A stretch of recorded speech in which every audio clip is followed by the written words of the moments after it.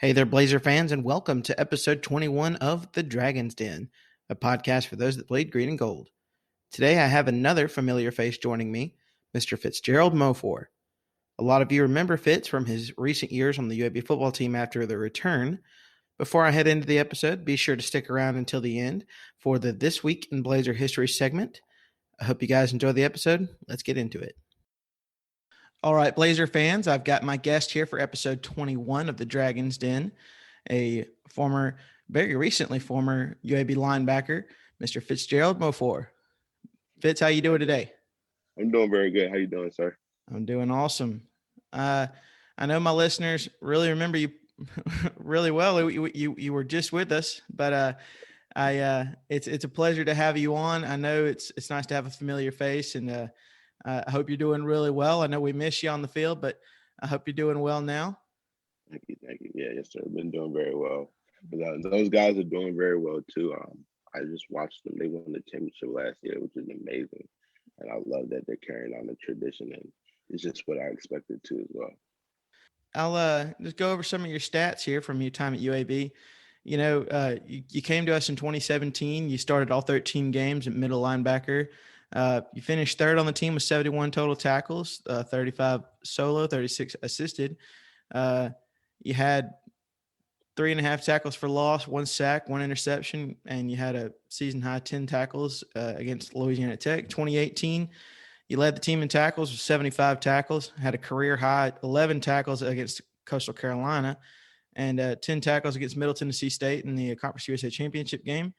And your final season in 2019, you were honorable mention All Conference USA, played in all 14 games, 10 starts, 42 tackles, 3 sacks, 6 QB hurries, 1 fumble recovery, 1 pass breakup, and had a season high 8 tackles against FAU in the Conference USA Championship game.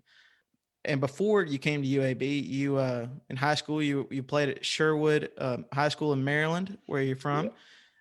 You were named Montgomery County All-Gazette second team. And then you went to Glenville State, a D2 school, and you recorded 63 tackles, including 6 for loss, 2.5 sacks, en route to earning Mountain East Conference Freshman of the Year honors.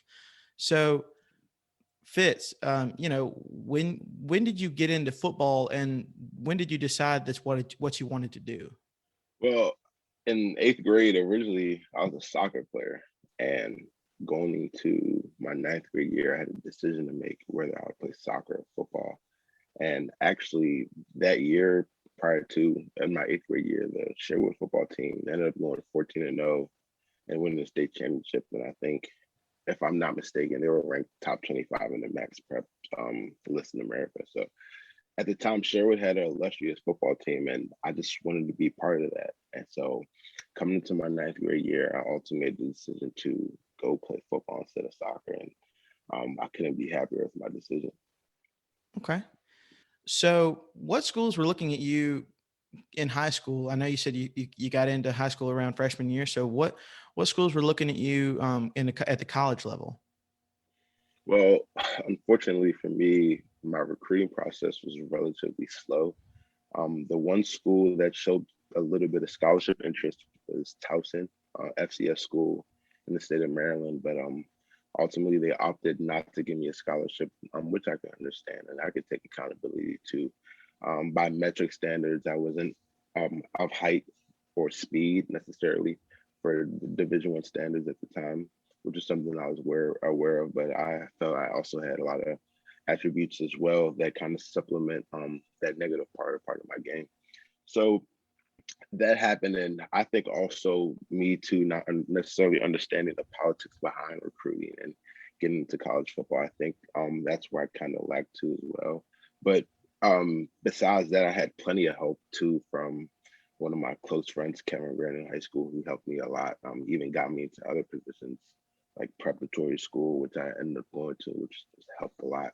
So I think it's just a multiple different things. Part of the reason why I wasn't necessarily a highly recruited. Okay. So what got you to Glenville? After, so I was kind of like a nomad, unfortunately. So I went to the prep school, and I actually started going to FAMU. and I was there for a few months. Just didn't materialize how I'd like it to be, how I'd like it for it to end up toward the end. So, which was cool. And I ended up trying making the transition to Glenville State in Glenville, West Virginia. And I thought it was a great experience, but ultimately I was just so fixated on playing Division I football. So I thought after my freshman year, my winning freshman year of the conference, I thought, let me try and see if I'm as good as I think I am. Try to enter a Division I football team. Okay. So you were at Glenville for a year and then transferred to UAB during our time waiting for the return. So what made you want to come to UAB even though you knew you would have to wait? I just thought it was a perfect scenario for me because I came to UAB as a walk on. So I thought it would give me the opportunity to have a year to prove my skill and my talent, prove that I'm an asset to this to the roster rather than a liability. So I thought it would just be excellent for me to get that year without any scheduled games, full practices, and earn a scholarship, which ultimately worked perfectly in my plan. Awesome. So, you had that year to wait. So who were some of the guys, the first guys that you met that you formed really good bonds with on the team? A few guys, I would say Christian Robinson was my first roommate there. He played defensive end, really cool guy. I still talk to him to this day. We built a really good relationship. Guys like C4, Craig, Chris, Chris Woolbright, those guys, I just immediately built the bond with those guys as soon as I got there. And I really appreciate them for that because those typically were scholarship guys. And, when you usually are walk on coming onto this football team, it's kind of hard to kind of find your way because those guys have prior relationships and recruiting visits and so on and so on and so on. So this is just like your first time, being with those guys, and they did an excellent job of just embracing me and making me feel like I was part of the team. Okay. Well, that's good. You waited the year. The day comes where you finally get to go out and, wear the green and gold. What was that feeling like on that first game day back against Alabama A&M, and what was going through your mind in pregame and then coming out on the field? I'll be completely honest. The first game, I was a little bit overwhelmed. I won't lie. I'll just be completely honest because I'm typically used to playing in crowds of 1,000 people at the Glenville where we had. I mean, we would have 500 people at the games, if that. So the first game had a huge turnover. I remember we had about 50,000 come to Legion Stadium, and it was amazing. It was awesome. It was probably like an out of body experience for me because that was my first time ever, being on in the Division I stage, and I was like, wow, finally got to where I've put my blood, sweat, and tears, to get in this position. But it took me a while to get settled in. I remember I had a few assignment busts, I won't lie, but it turned out great. Ultimately, we won, which was most important. We put on a good show for the fans, and it was a great experience. That's awesome. That first year at UAB was, very memorable, lots of memorable wins, some very close Yeah. losses, but it was a great year overall with the return. So what were some of your favorite memories from that first year while you were at UAB? I remember, firstly, obviously Louisiana Tech. That was just great. That's unparalleled. I can't even explain that experience.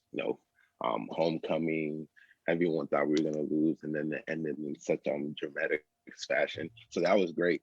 But personally, for me, I would say when we played Southern Miss, and we were huge underdogs too as well. And their running back Edo Smith was a highly touted draft prospect. And all the scouts were just drooling over him, and rightfully so. He was a very good football player.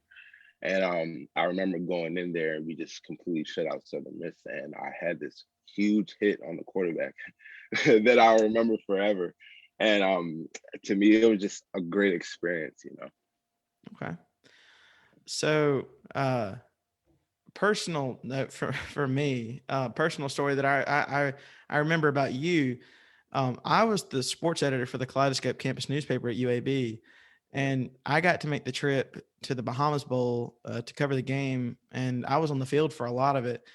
I remember late in that game, Ohio was up big, and you were super frustrated on the sideline, like yelling and like banging your helmet and stuff. What was going through your mind in that game against Ohio?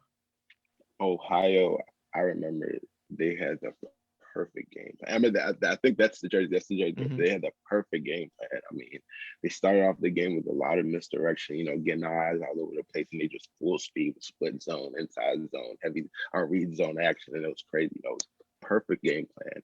I mean, the offensive linemen were able to double up, combo up on the linebackers very well, and I don't think that's indicative or saying that maybe they were just better than us altogether. I just think on that specific day, they were just more prepared than us. And I'll give them that. Their coaching staff did a hell of a job.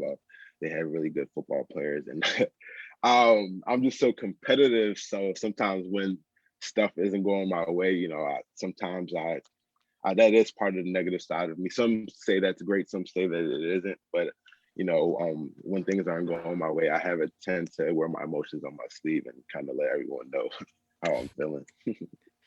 So, kind of speaking on that same topic, what drove you in football? Really, like was it passion? Was it personal goals? Something else? What was it? I would definitely say passion, the camaraderie, um, just the team atmosphere, the continuity. It was just awesome to me, just being a part of something. I think that was number one for me. And also, I think just the number one thing in football that just feels so great is that when you could just break someone else's will, when you just hinder them constantly throughout the whole game, and you could just tell at some part of this game they don't want to initiate this contact with you anymore. And I think that's just the best feeling, and then leaving the game with the W. So those are two main things that ultimately drove me to play football. Okay. And again, kind of similar to the question, like Ohio, did you take losses personally? Yeah, for sure. It was I think it was great. I think that's what sparked us in the offseason to make that run ultimately, because we had a bitter taste in our mouth and in the football season, because for a while, we were kind of on a high. We got in the bowl game and we went to the Bahamas Bowl, and we did a lot better than everyone expected. And we were really on a high, and ultimately taking that loss in the Bahamas Bowl kind of brought us. Well, maybe for me, I can't speak for everyone. Brought me back on the even kill playing field, just because putting us into the off season. Now we understand this is what our weaknesses are. This is what we need to work on, and then also give much determination, and it was kind of an incentive to do extra work after workouts. Okay. So going into 2018, we all remember that incredible season, UAB, winning the Conference USA Championship, winning the Boca Raton Bowl. But what was that season like for you personally, seeing, all that labor and patience of getting to UAB and going through that first year? And like you said, having that bitter taste in your mouth, to drive you for the next season. What was that season like for you, and see it pay off in such a big way? I mean, it was awesome. Just from the beginning, even the year two, I played with a torn labrum. So that Wow. off season going into, I had to get it cleaned up and repaired. It was like a 6-month recovery process. So going into the season, that 2018 season, I was kind of behind in camp. I started off pretty slow, but it was awesome because we finished out really strong during the season, in the middle of the season and beginning of the season. And when I say I started off pretty slow in camp, I was kind of like in catch up mode, kind of getting conditioning, because unfortunately I wasn't able to participate in the full off season program as everyone else. But that's not an excuse. So it was just kind of a microcosm of how my career was at UAB altogether. Started off hard, the hardships that you would have to go through, and then at the end it was very, very sweet. And we ended up the season. I think we had 12 wins, was a school record. The first championship was a school record. Divisional championship was a school record. First bowl win was a school record. I think we were top 3 defense in the nation. One in sacks, number 1 in third down conversion, number 2 or 3 in run defense, and I think 1 or 2 in pass defense. It was just awesome. I Yeah. could go on and on and on and Yeah. on. It's something I would take for me. I would tell my grandchildren like 50 years from now, and probably add on extra to my war stories.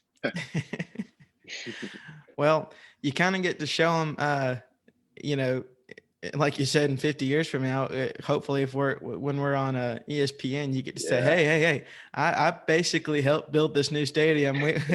Our hard work helped get us there. So, Yeah. Add on. Yep. Yeah. so in your 2019 year, your senior season, you had another great year. You were all conference honorable mention. Unfortunately, UAB lost its final games that year in the Conference USA Championship game against FAU and the bowl game against Appalachian State.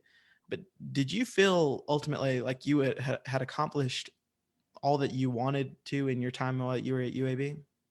Um, yes, I think team wise, I accomplished everything that I possibly could have. I'm satisfied with that, but individually, I feel like I left a little bit on the table. I wish I finished the season with probably a higher tackling total, or I wish I finished the season maybe with higher accolades in terms of all conference and so on and so on and so on. But that's not necessarily anything that I should speak on because the most important thing is the team's success.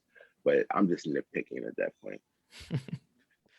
So, and that final season, you had made the switch from a will linebacker, middle linebacker, to the jack linebacker. What was that transition like? And you know, you can get as technical as you want to, or you can kind of simple it down because I know about middle linebacker and I know outside linebacker, but you can kind of go into it as much as you want to. But what was that transition like for you? Um, Frankly, initially it was tough for me just because it was kind of a new world, and I do have some physical disadvantages at that position just because typically you like for your prototypical defensive end stand-up rush to be about 6'2", 6'3", and a fast twitch muscle kind of guy. And obviously I'm not that, and I think I'm more suited as a middle linebacker, filling gaps and making tackles, which is cool. But I think at the end it became a seamless transition because I had a really good coach in Coach Nick Gentry, who to me I think is one of the best outside linebacker coaches in the country. I mean, that's not an opinion, and I don't want to say it's necessarily consensus as well too, because I don't know if there's a list for that.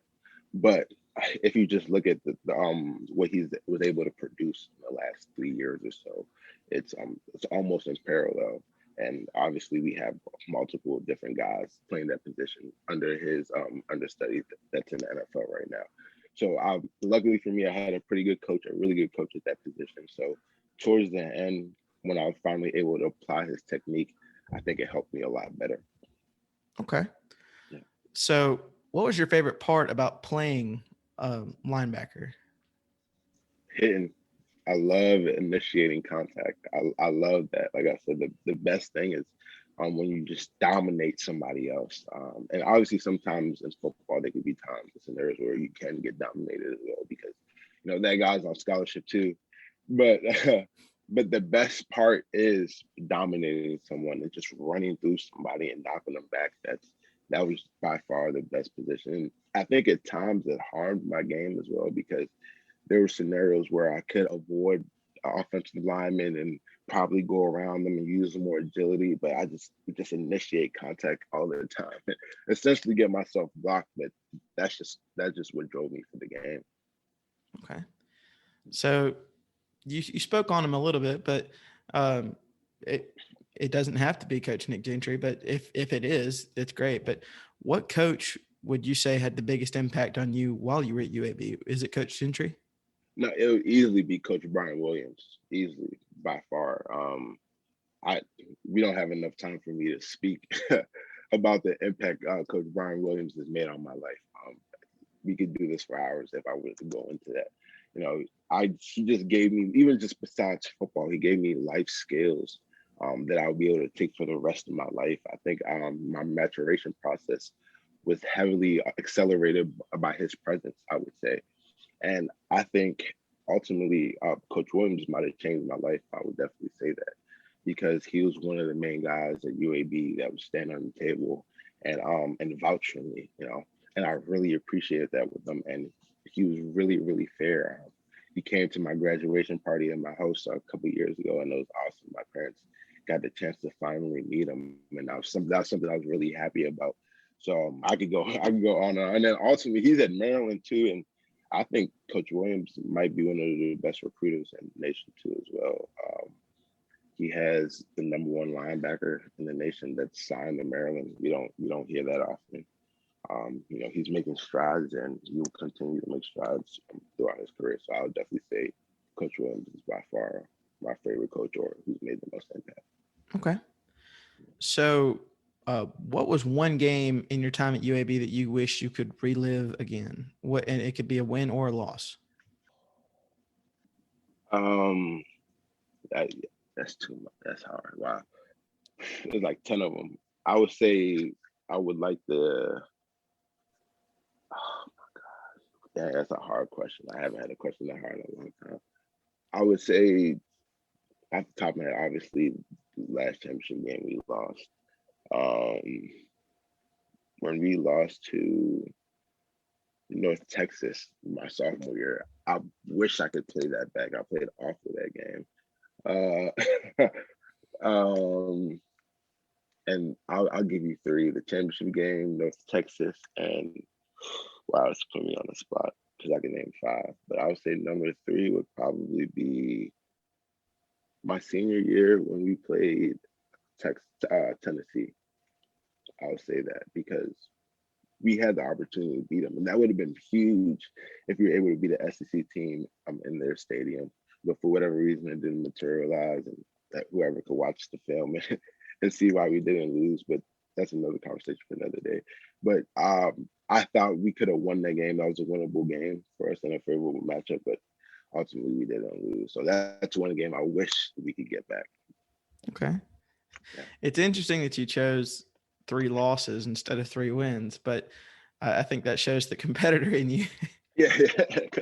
I mean, we won, so it turned out great. Ultimately, the outcome was the perfect outcome. So any games that we won or that we won as a team, I would want back, no matter my individual performance. Okay. So, did you have a pregame routine as a player, or, what was your pregame routine? See, okay, for me personally, football is such a violent game. You kind of have to get yourself into a alter ego, or you kind of have to transform into a different person. Just because I feel like naturally I'm more of a someone who's laid back and mild mannered. So just to be successful in the game of football, prior games I'll probably listen to my music, try to do push ups, sometimes put my helmet on, like try to bang my helmet on the wall, cement wall. It would be pre-game routines, and then prior to, everyone that knows that played with me at that time knows, okay, Fitz is probably going to be extremely loud pre-game, and that's just something I would do routinely every game, no matter where we're home, away, whatever. I would just be extremely loud and carry on to kind of get myself pumped for the game. Who was one teammate that you had that had maybe an unorthodox or like a strange pregame routine that you remember? I would say Will Dawkins.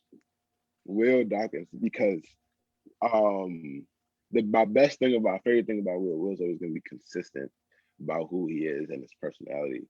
And I just thought it was so funny, or well, not funny, it was conventionally different that pregame. He was like really relaxed and he would make a lot of jokes and he would be extremely funny. And that's just who he was. And anyone didn't think anything of it just because on a Monday, that's how Will's gonna be. On a Sunday morning, that's how Will's gonna be. So it was just consistent behavior. So nobody really had a problem with it. But I just thought it was extremely unconventional. But at the time, it was funny at times too. It was funny sometimes too. So, what is something you wish you knew when you started at UAB? I wish if I could go back, I would say I I wish I would understand, probably be more of a fast, agile, and mobile linebacker. I think I was too fixated on the hitting aspect of the game and making tackles and initiating contact. I think I wish I would drop my weight significantly. If I'm saying that wrong, pardon me. Probably about 205, 210 pounds to play linebacker at that weight, just so I'd be more mobile in the cover game and probably make more splash and dynamic plays. Okay. So, how is life now? Oh, it's great. Now I'm not playing football anymore. I kind of retired a little. I was gonna play arena ball, but I don't know. I just thought it would be best for me to step back from the game. I'm 25. I'll be 26 in a few months, and there are other endeavors that I'm enthralled by that I'd like to participate in too. So it's like better in my community. A couple weeks ago, I did a clothing drive for the Silver Spring, Maryland area, and had a lot of turnover, huge turnover. We were able to get 18 bags of clothing, if I'm not mistaken, and we directly facilitated the Interfaith Works Community Center in Rockville, Maryland. So it was great. We had a raffle, $100 raffle we had for all participants and donors. So it was great. We had sardines chicken, rotisserie sardines chicken, and fried rice. That's just what I'm into these days now. Well, that's fantastic. It's great to see. Um, I love seeing former players give back to the community in whatever community they are in, like Birmingham, wherever, if that's their hometown, wherever. It's awesome. So congrats on that. It's that's awesome to hear that from a Blazer alumni. Um, but how can my listeners engage with you now? Um, I'm pretty open. I have an open door policy. They can DM me on my Twitter, Instagram. My Instagram is OWON52, and my Twitter is underscore OWON5 underscore. So if Okay, anyone has any questions or want to communicate, I have discourse or dialogue. I have an open door policy. that's awesome. Well, I got a couple more questions for you, and then I'll let you go. I got one social media question for you. It's from one of my very recent guests on the show and a former UAB football player, Mr. Cedric Buchanan, a frequent social media question asker. From Twitter, he asked, "Ask Fitz, was the 4-2-5 defense his favorite defense, or was it 3-4, or is it something else?" Okay, as a linebacker, I would prefer the 3-4 defense just because it allows the three-man front, the guy in the zero, three tech allows them to probably take on more blocks, and then it frees up the inside linebackers to make more plays and get more tackles. But schematically, that would probably be better in the Conference USA. I would say the 4-2-5 would probably be better because in the Conference USA, they're more of an air raid, a lot of the 10 personnel, 11 personnel, offensive uh, game plans that they like to institute. So it'd probably be better for you to have a nickel back on the floor rather than an extra linebacker, just for matchup sake. So in the Conference USA, I would say 4-2-5, but personally, I would like the 3-4 better. Okay. And I've got some lighthearted questions here. It's something I do for all my guests. It's just something to kind of end the episode on a good note. And I'm going to do a little differently. I'm going to do some rapid fire questions to kind of keep you on your toes. I didn't send you these questions, so just be ready. Answer the first thing that comes to mind. So, all right, here we go. Ready? Here we go. First question: who is the craziest teammate you had while you were at UAB? Will Dawkins. What's your favorite meal? It can be appetizer, entree, sides, dessert, etc. Whatever you want. What's your favorite meal? Ice cream, cookies and ice cream. Bad for me, cookies. For a meal? Yes. All right. So, what's your go-to movie genre? Action and adventure. Okay. If you were an animal, what would you be? Lion. Lion. Okay. And last one. Who was your favorite athlete growing up? Terrell Owens. Okay. T.O. Yeah, T.O. That's awesome, man. Well, Fitz, man, I really appreciate it. I loved hearing some of your answers, breaking down football from a schematic standpoint and technical standpoint, and keeping it simple for my listeners. I loved it, and I thank you so much for your time while you were at UAB. I know the fans loved you, and we miss you. I wish we could have you back on the field every year, but thank you so much for your time, and thank you so much for being a Blazer. No, thank you so much for having me on your platform, sir. I really appreciate it. No problem. Go Blazers. All right. I want to thank Fitz for sharing some of his favorite memories with us. Fitz was one of my favorite players on the field because he always seemed to have an eye for the ball and was a ferocious defender that, like he said in the episode, just loved hitting people. And it's really fun when you have a guy like that on the field. Before I go, I do have a full This Week in Blazer History segment for you with some UAB athlete birthday shout-outs, notable moments in school history, and the story of how Gene Bartow got to UAB. All this gathered by longtime UAB fan Steve Rutherford. First, I will share some news articles about how the father of UAB athletics came to Birmingham, since this is the 41st anniversary year of Gene Bartow coming to UAB. So the first news story that I'm going to get into is from the Birmingham News on Friday, June 10th, 1977. The article headline was Bartow picked to make UAB a cage power by Wayne Martin. And it read as follows. Basketball coach Gene Bartow is trading 4 letters for 3, UCLA for UAB. The Bruins basketball coach was scheduled to come to Birmingham today to become the head basketball coach at the University of Alabama, Birmingham. So he's also trading the school with probably the best basketball reputation in America for one that doesn't even have a team. A spokesperson for UAB, who asked to remain unidentified, said today, quote, I understand he, Bartow, will be in town today to sign the contract. He's really the only one who was even considered for the job. A spokesman in the University Public Relations Office said, however, that Bartow would not be in Birmingham today and that the announcement concerning the new head coach, quote, whoever may be picked, would be made sometime next week. UAB has only a club and intramural program and probably will have little more than that for the coming season. A source close to the situation said that the first season will probably be spent recruiting and establishing a program, quote, but Bartow doesn't really know what he will do yet, the source said. Quote, he doesn't even know what the situation is. UAB has had only a physical education department since its inception with no intercollegiate competition.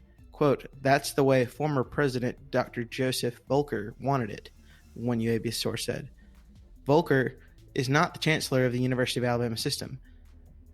Quote, but Dr. S. Richardson Hill, present president of UAB, wanted a big-time basketball program. The thinking was that to go into basketball in a big way, you had to get a big name, a young man who knows coaches, can recruit, and can schedule.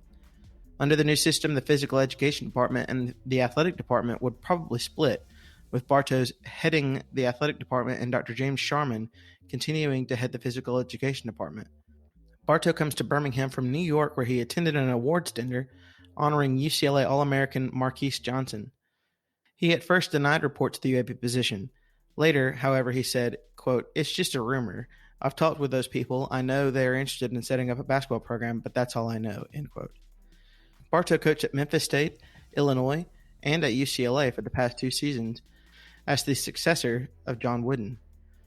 Despite 2 straight Pac-8 championships, he has come under increasing criticism in the media and from some UCLA supporters after his teams failed to win national championships. The Bruins had won 10 national titles under Wooden. Bartow compiled a 147-21 record as a high school coach at St. Charles, Missouri, and was 47-21 at Central Missouri State before going 93-69 in 6 years at Valparaiso. Dr. Jerry Young, UAB's vice president for finance, was reportedly instrumental in bringing Bartow to Birmingham. The two are close friends. Both are Washington graduates, and Young was asked by Dr. Hill to talk to coaches about the UAB position. And that's the end of that article. The next one was a little interesting, I thought, too. It's from the Birmingham News in 1977 with the title of Wait and See, Auburn and Bama Attitude on UAB by Clyde Bolton. Only time will tell whether the University of Alabama in Birmingham will appear on the Auburn and Alabama basketball schedules. Quote, we'll have to wait and see how things work out, Auburn coach Bob Davis said after UAB announced the hiring of Gene Bartow as athletic director and coach, helmsman of a new intercollegiate sports program centered on baskets. Quote, anytime you consider scheduling someone, you have to think about whether it would be worthwhile to you. There wouldn't be any objections to playing them. There just wouldn't be any reason to. There wouldn't be any advantage to us.